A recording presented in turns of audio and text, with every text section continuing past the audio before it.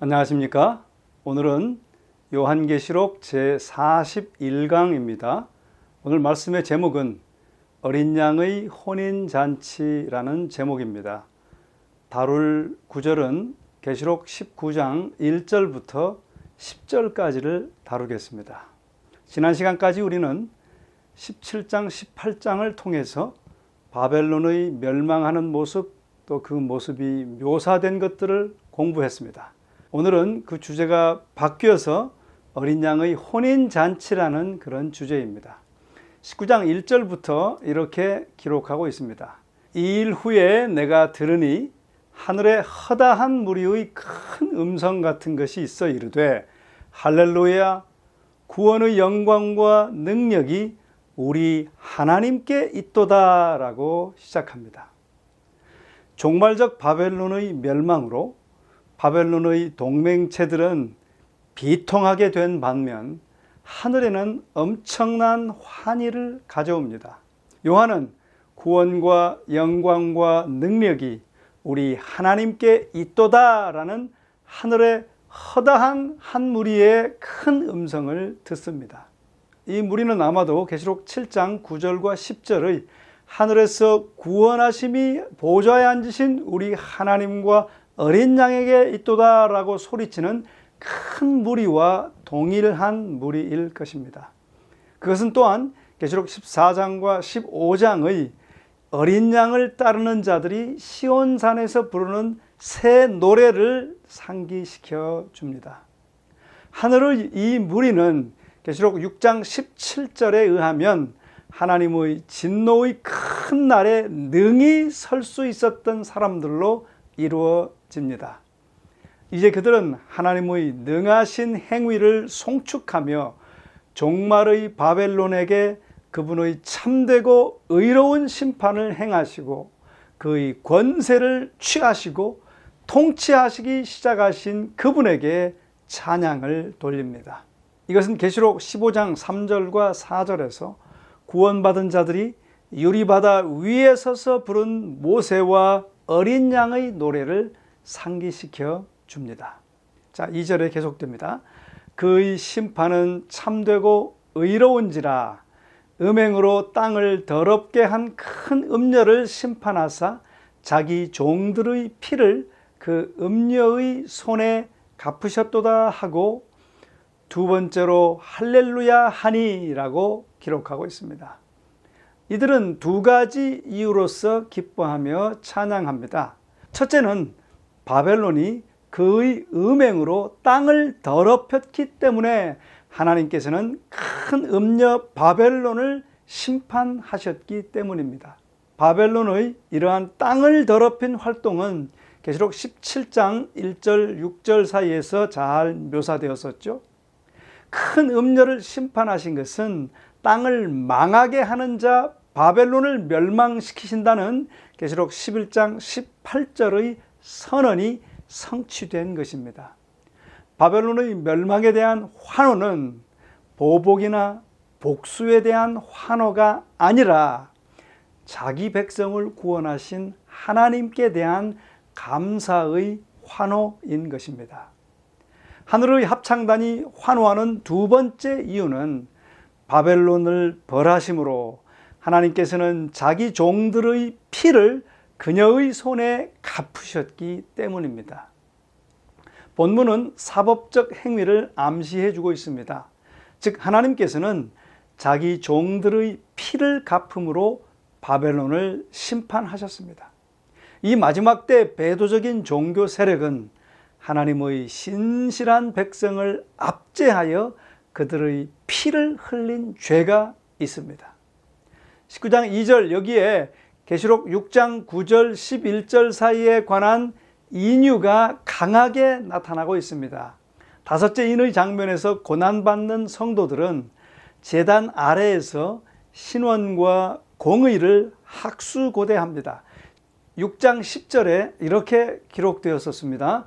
거룩하고 참되신 대주제여, 땅에 거하는 자들을 심판하여 우리 피를 신원하여 주지 아니하시기를 어느 때까지 하시려나이까 라고 말했었습니다. 따라서 이 압제받은 성도들이 하나님 앞에서 환호하는 무리의 중심에 있다고 가정하는 것은 타당한 것입니다. 그들의 환호는 최후의 위기에서 큰 구원을 받은 이후의 안도감을 잘 나타내 줍니다. 자, 3절. 두 번째로 할렐루야 하니 그 연기가 세세토록 올라가더라 라고 기록합니다. 이 바벨론의 연기가 세세토록 올라가고 있기에 구원받은 무리들은 이제 두 번째의 할렐루야를 외칩니다. 일찍이 계시록 14장 11절에서 선포된 것이 바로 여기에서 성취되는 것입니다. 연기가 세세토록 올라간다는 것은 옛 에돔이 그랬던 것처럼 바벨론이 결코 다시는 폐허에서 일어나지 못할 것임의 다른 표현인 것입니다. 하나님의 백성을 압제하는 자들의 멸망은 그만큼 확실하며 돌이킬 수 없는 것이 될 것입니다. 4절. 또 24장로와 네 생물이 엎드려 보좌에 앉으신 하나님께 경배하여 이르되 아멘 할렐루야 하니라고 기록합니다. 이 환호하는 무리에 이제 24장로와 네 생물이 합류합니다. 우리가 계시록 4장에서 보았듯이 24장로들은 아마도 영광스럽게 된 성도들일 것입니다. 하늘에 있는 그들은 신구약의 구속받은 하나님의 신실한 백성을 상징적으로 대표합니다. 또 네 생물은 아마 하나님에 대한 경배와 찬양의 천군을 이끄는 지위 높은 천사들일 것입니다. 하나님께 등을 돌린 땅 위의 대부분의 사람들과는 대조적으로 우리는 2절에서 하늘과 땅의 대표자들이 함께 구원과 심판을 베푸신 하나님의 능하신 행위에 대하여 그분에게 찬양을 드리는 장면을 목격하게 됩니다. 이 24장로들과 네 생물들은 아멘과 할렐루야를 외침으로 그들은 자기 백성을 구원하신 하나님을 찬양함에 하늘 합창단과 하나가 되는 것입니다. 이 시점에 하나님의 보좌로부터 하나님의 종들에게 초청의 기별이 발해집니다. 그 기별이 다음과 같이 기록되어 있어요. 5절. 보좌에서 음성이 나서 이르시되 하나님의 종들 곧 그를 경외하는 너희들아 작은 자나 큰 자나 다 우리 하나님께 찬송하라 하더라 라고 기록합니다. 여기서 물온대소하고 그 주를 경외하는 너희들이라는 구절은 시편 115편 13절에서 빌려온 것으로 모든 즉 사회 경제 계층으로부터 온 충성스러운 모든 신자들을 가리키는 것입니다. 6절로 갑니다. 또 내가 들으니 허다한 무리의 음성과도 같고 많은 물소리와도 같고 큰 우렛 소리와도 같은 소리로 이르되 할렐루야 주 우리 하나님 곧 전능하신 이가 통치하시도다 라고 기록하고 있습니다. 그들의 원수에 대한 하나님의 승리로 인해 그분에게 찬양을 돌리는 구속받은 무리의 노래는 할렐루야라는 새로운 탄성을 바람으로 그 절정에 달하게 됩니다. 이제 그들은 종말적 바벨론이 멸망했기 때문이 아니라 전능하신 우리 주 하나님께서 통치를 시작하셨기 때문에 기뻐하는 것입니다. 이곳에서 계시록 11장 17절의 일곱째 나팔에서 발해졌던 가로되 감사하옵나니 옛적에도 계셨고 시방도 계신 주 하나님 곧 전능하신 이여 친히 큰 권능을 잡으시고 왕 노릇 하시도다라는 선언이 발전되어져 갑니다. 마지막 때 배도적 종교 세력의 몰락은 하나님께서 그분의 전능하신 능력과 권세로서 땅을 통치하기 시작하셨음을 의미합니다. 레드라는 학자가 지적하듯이 이 시점에서 하나님의 통치가 실제적으로 아직 완전히 성취된 것은 아닙니다. 그것은 그리스도의 재림과 사단의 감금, 그리고 천년기 후에 그리스도께서 메시아로서 통치하기 시작하실 때를 기다리게 되는 것입니다. 7절, 우리가 즐거워하고 크게 기뻐하며 그에게 영광을 돌리세. 어린 양의 혼인 기약이 이르렀고 그의 아내가 자신을 준비하였으므로 라고 기록합니다. 이 시점에서 구속받은 자들의 노래는 이제 어린 양의 혼인 기약이 이르렀음을 기뻐하라 하는 초점으로 바뀝니다. 재림시에 있을 그리스도와 그분의 신부인 교회와의 연합은 어린 양의 혼인잔치로 표현되었었습니다. 어린 양과 그의 신부 간의 이 연합은 앞 장들에서 묘사되었던 음녀 바벨론과 그녀의 연인들 간의 불법적 연합관계와 완전한 대조를 이룹니다. 여기서 즐거워하고 기뻐하라로 표현된 이 초청은 신약에서 이곳 외에 단 한 곳에서만 기록되고 있습니다. 그것은 산상설교에서 예수님께서 세상에서 압제받고 핍박받는 당신의 백성들에게 다음의 약속을 하셨던 것이 바로 그것입니다. 기뻐하고 즐거워하라, 하늘에서 너희의 상이 큼이라 라고 마태복음 5장 12절에 기록되었었죠. 그리스도께서 약속하신 이 상급이 요한계시록에서는 어린 양과 그의 신부가 그들의 오랫동안 기다렸던 연합을 축하하는 큰 혼인잔치로 묘사된 것입니다. 어린 양의 신부는 바벨론에서 나오라는 초청에 유의하고 바벨론의 죄에 참여하지 않은 자들로 구성되어 있습니다. 그들은 바벨론의 음란과 부정으로부터 자신들을 지켰으며 그러한 연유로 고통을 당하였습니다. 이제 그들은 어린 양의 혼인잔치 만찬에 참여하게 되는 것입니다. 그분의 십자가 피로 사신 백성과 그리스도와의 이 연합은 사실 요한계시록 전체의 핵심입니다. 요한계시록의 모든 것은 이 절정의 연합, 이 절정의 승리를 향해 나아가는 것입니다. 자, 그런데요, 이 혼인잔치가 열리는 것은 이 시점이 아니고 19장 7절의 이 말씀은 혼인잔치의 시간이 이르렀다라고 선언할 뿐입니다. 그리고 이 혼인잔치는 다른 잔치, 곧 계시록 19장 17절부터 19절에 묘사된 하나님의 큰 잔치, 즉 세의 잔치와 대조적 평행을 이룹니다.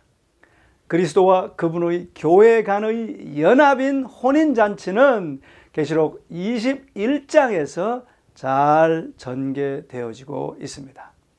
레드는 이렇게 설명합니다. 이 7절의 말씀에서 요한이 혼인잔치를 기술하고 있는 것이 아님을 거듭 강조해야 한다. 단지 그 때가 이르렀음을 선포하고 있을 뿐이다.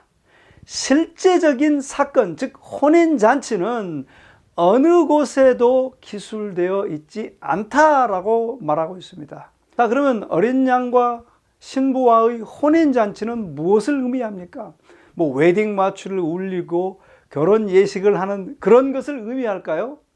네, 무엇을 의미하는가 하면 혼인잔치는 최후의 구속적 사실을 암시하는 은유적 표현 방식으로 그때 하나님의 장막이 사람들과 함께 있음에 하나님께서 저희와 함께 거하시니 저희는 하나님의 백성이 되고 하나님께서는 친히 저희와 함께 계실 것을 의미하는 것입니다. 어린 양의 아내, 즉 신부는 오랫동안 기다렸던 그리스도와의 연합을 위하여 자신을 단장하고 준비하였습니다. 본문의 이 말씀은 교회가 자기를 단장함에 있어서 수동적으로 기다리지 않고 능동적으로 참여하고 있음을 보여줍니다. 19장 7절에서 어린 양의 신부가 예비되었다, 즉 그 아내가 예비되었다라는 말은 고대 히브리의 결혼에 비추어 이해하여야 합니다. 일반적으로 히브리인의 결혼은 신부 집에서의 정혼으로 시작되었습니다. 그곳에서 신랑은 결혼 지참금을 지불하였어요. 그 후에야 두 사람은 남편과 아내로 간주되었습니다. 그런 다음 신랑은 그와 신부가 살 거처를 마련하기 위하여 신랑의 아버지 집으로 돌아갔습니다. 그 기간 동안 신부는 자기 아버지, 즉 신부 아버지 집에 머물면서 결혼을 위하여 자신을 준비하였습니다. 이제 거처와 신부가 준비되면 신랑은 결혼잔치를 베풀 자기 아버지 집으로 신부를 데려가기 위하여 신부에게 돌아옵니다. 이 고대 히브리 결혼의 풍습에 비추어 이 말씀의 그 아내가 예비되었다라는 그 말씀을 한번 이해해 보겠습니다. 그리스도께서는 당신의 신부인 교회와 혼인하기 위하여 하늘 아버지의 집을 떠나 땅으로 내려오셨었습니다. 갈바리에서 그분은 당신의 신부를 위한 결혼 지참금을 지불하셨죠. 그 후에 그분은 신부를 위한 처소를 마련하려고 당신의 아버지 집, 즉 하늘로 돌아가셨습니다. 그동안 그분의 신부는 이곳 땅에 머물러 있습니다. 기다리고 있는 동안 신부는 고대의 히브리 신부가 아버지의 집에 머무르면서 결혼을 위하여 자신을 단장한 것 같이 자신을 준비합니다. 처소와 신부가 준비되면 결혼, 즉 재림이 있게 될 것입니다. 이곳 요한계시록 19장 7절과 8절에서 사도는 교회가 이제는 자신을 단장하였고 결혼할 준비가 되었다고 선언하는 것입니다. 마침내 신랑이신 그리스도께서 사랑하시는 신부인 교회와 연합하기 위하여 아버지 집을 떠나 땅으로 내려와 신부를 위하여 예비하신 처소로 신부를 데려가실 순간이 이르는 것입니다. 8절, 그에게 빛나고 깨끗한 세마포 옷을 입도록 허락하셨으니 이 세마포 옷은 성도들의 옳은 행실이로다 하더라. 자, 여러분, 신랑을 맞기 위해 신부는 빛나고 깨끗한 세마포로 자신을 단장하며 준비합니다. 여기서 빛나고의 뜻은 영광을 의미하는 밝은 광채를 가리킵니다. 또 깨끗한은 교회의 순결과 충성과 신실함을 가리킵니다. 세마포는 요한계시록에서 여러 번 언급되었었습니다. 그러나 본문에서 세마포는 성도들의 옳은 행실을 상징한다는 점에서 특별히 이 구절은 중요합니다. 의로운, 즉 옳은 행실은 내재하시는 그리스도의 은혜로 개발된 승리하는 그리스도인 삶에 의해 생산되는 의로운 품성의 자연스럽고 필연적인 열매입니다. 신부의 세마포 옷은 큰 음녀 바벨론의 붉은 자줏빛 옷, 사치스러운 치장 등과 예리한 대조를 이룹니다. 교회와 바벨론은 그들의 행실과 특성으로 옷 입고 있는데요. 교회의 옷은 의로운 행실과 그리스도와 같은 특성을 상징하고 있는 반면 바벨론의 옷은 불의한 행실과 사단과 같은 특성을 상징합니다. 비슬리 머레이는 이렇게 말했습니다. 요한계시록 전체는 두 도시의 이야기, 부제로는 음녀와 신부라고 할 수 있을 것이다 라고 주석하였습니다. 교회가 준비함에 있어 능동적으로 참여할 수 있을지라도 본문은 교회가 자신의 행위의 옷으로 단장하지 않음을 보여주고 있습니다. 즉 요한은 어린 양의 신부가 빛나고 깨끗한 세마포로 자신을 단장하였다고 말하는데, 어린 양의 신부가 입도록 세마포를 받았다는 사실은 그 옷이 자신의 공로나 자기 의로 만들어지지 않았음을 암시해 줍니다. 흰 세마포 옷은 자기가 만들거나 일해서 얻는 것이 아니라 그리스도께서 공급하여 하나님의 구속받은 백성에게 주어진 것입니다. 그러므로 의로운 행위는 당신의 백성에게 주신 그리스도의 선물입니다. 계시록 19장 7절에서 구속받은 자들은 그에게 영광을 돌리라는 요청을 받는데요. 왜냐하면 그들의 구속은 그들이 스스로 얻은 것이 아니라 전적으로 그리스도께서 그들을 위하여 행하신 일의 결과이기 때문입니다. 그러한 사상은 이사야의 예언에서 다시 확인할 수 있습니다. 내가 여호와로 인하여 크게 기뻐하며 내 영혼이 나의 하나님으로 인하여 즐거워하리니 이는 그가 구원의 옷으로 내게 입히시며 의의 겉옷으로 내게 더하심이 신랑이 사모를 쓰며 신부가 자기 보물로 단장함 같게 하셨음이라 라고 이사야 61장에 기록되어 있습니다. 계시록 19장 8절은 이사야의 이 구절을 반영합니다.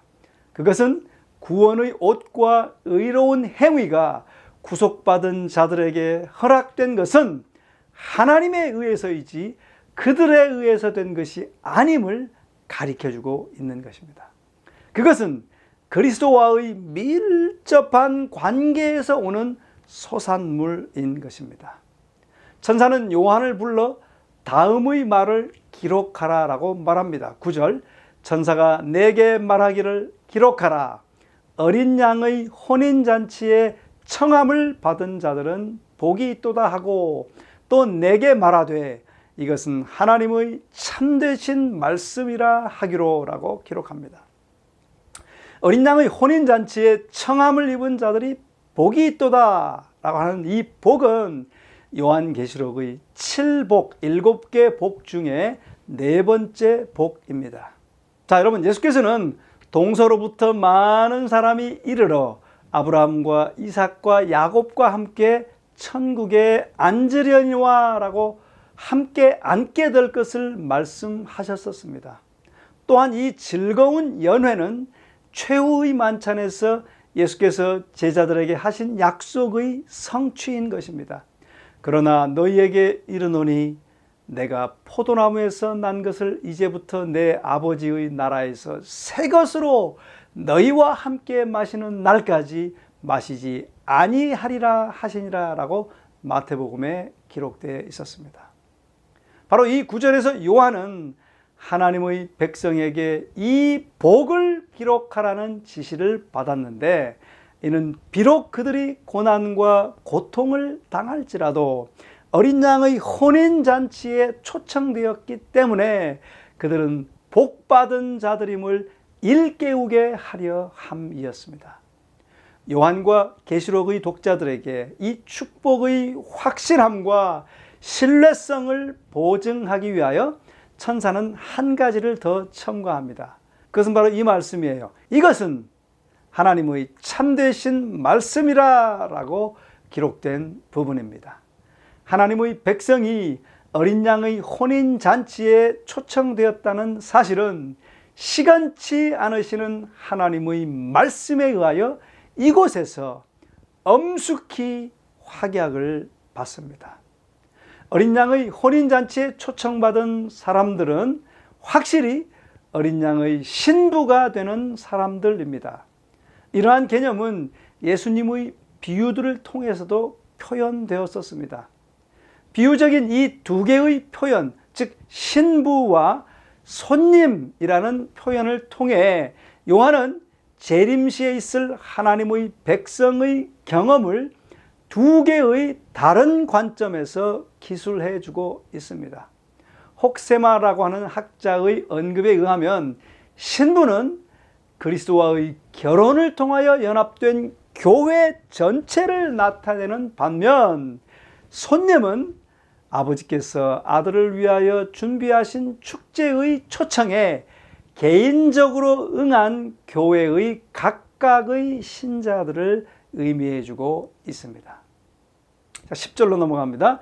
내가 그 발 앞에 엎드려 경배하려 하니 그가 나에게 말하기를 나는 너와 및 예수의 증거를 받은 네 형제들과 같이 된 종이니 삼가 그리하지 말고 오직 하나님께 경배하라.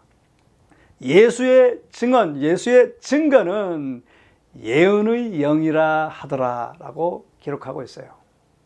방금 자신이 들은 것 때문에 기쁨에 압도되어 요한은 천사를 경배하려고 그 앞에 무릎을 꿇습니다. 그러나 천사는 즉각 그에게 그렇게 하지 말라고 경고하며 자신은 하나님이 아니라고 요한에게 상기시켜 줍니다. 이것은 바로 예수께서 광야에서 사단의 시험을 받으셨을 때 명백히 하셨던 말씀이죠. 주 너희 하나님께 경배하고 다만 그를 섬기라 하였느니라 라고 마태복음 4장 10절에 말씀하셨었습니다. 사람과 그 사람의 기별이 아무리 유력하다 할지라도 그는 경배를 받아서는 안 됩니다. 하늘과 땅과 바다와 물들의 근원을 만드신 이인 하나님만이 우리의 경배 대상인 것입니다. 천사는 예수의 증거가 대언의 영이라고 부연하는데 그것은 리처드 보컴이라는 학자가 말한 대로 선지자들을 통하여 말씀하시는 성령을 의미합니다. 에베소 3장 2절에서 6절에 의하면 선지자들은 하나님의 계시의 대리자들입니다. 그들의 역할은 그분의 생애, 죽음, 부활, 하늘에서의 일 및 재림 등에 관한 비밀, 곧 그리스도에 대한 비밀을 풀어놓는 것입니다. 보컴이라는 학자에 의하면 그가 이렇게 말합니다. 예언의 성령은 그리스도인 선지자들을 통하여 말씀하신다. 그들은 높이 되신 그리스도의 말씀을 땅에 사는 그분의 백성에게 가져다 주며 땅에서 하늘의 계시의 말씀을 보증하며 교회의 기도가 하늘에 계신 주님께로 향하게 한다. 이것들은 그리스도인 선지자들이 행하는 특별한 역할들이다 라고 그는 말하고 있습니다. 여기서 요한은 자기가 그 선지자들 중 하나라고 언급합니다. 그는 하나님으로부터 특별 계시를 받았어요. 그리고 묵시 가운데서 자신에게 전달된 예수 그리스도의 증거에 대하여 증언한다고 계시록 1장 2절에 기록하고 있습니다. 또한 요한은 자기 자신이 마지막 선지자라고 말하지 않습니다. 대신 그는 교회 내에서 선지자의 봉사가 1세기 이후에도 전 기독교 시대를 통하여 계속될 것이라고 말해주고 있습니다. 비록 선지자의 봉사가 각 시대를 통하여 하나님의 참 백성 가운데 행해졌을지라도 계시록 12장 17절은 마지막 때에 사는 하나님의 남은 백성의 특징은 하나님께서 당신의 선지자들로 부르신 사람들을 통하여 주신 예수의 증거를 특별히 소유하는 것이라고 매우 분명하게 말합니다. 결국 교회는 요한의 때에 그러했던 것처럼 한 번 더 마지막 때 선지자를 갖게 될 것입니다. 이 세상 역사의 마지막에 살고 있는 하나님의 백성은 옛날 하나님의 백성에게 그랬던 것처럼 선지자들을 통하여 말씀하시는 성령으로 말미암아 하나님의 특별한 보살핌과 지도에 대한 보증을 받습니다. 그러나 마지막 때 하나님의 백성을 불신실한 자들로부터 구별하는 것은 단순히 그들 중에 예언의 선물이 나타났기 때문이 아니라 오히려 예언의 기별로 인한 그들의 신실한 변화 때문인 것입니다. 여러분, 오늘 말씀을 통해서 우리는 어린 양의 혼인잔치가 예수 그리스도와 하나님과 함께하는 것임을 배웠습니다. 이제 19장 10절 이후의 말씀은 또 다른 잔치, 즉 세의 잔치에 대하여 기록하고 있는데요. 그것은 믿지 않는 자들이 경험할 혹독한 그런 잔치입니다. 여러분은 어느 잔치에 참여하기를 원하십니까? 어린 양의 혼인 잔치입니까? 아니면 새들의 잔치입니까?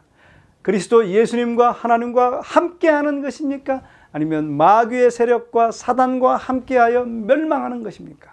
오늘 이 귀한 말씀을 통하여 다시 한번 우리가 어린 양의 혼인잔치에 부름받은 저희들로서 준비되는 백성들이 되시기를 주님의 이름으로 간절히 축원합니다. 기도하시겠습니다. 사랑의 아버지 하나님, 오늘 어린 양의 혼인잔치에 관하여 말씀해 주셔서 감사합니다. 우리 잘 준비하여 그 잔치에 꼭 참여하는 저희들, 즉 그리스도 예수님과 하나님과 성령님과 함께 거하게 되는 저희가 되도록 축복하여 주시옵소서. 예수님의 이름으로 간절히 축원합니다. 아멘.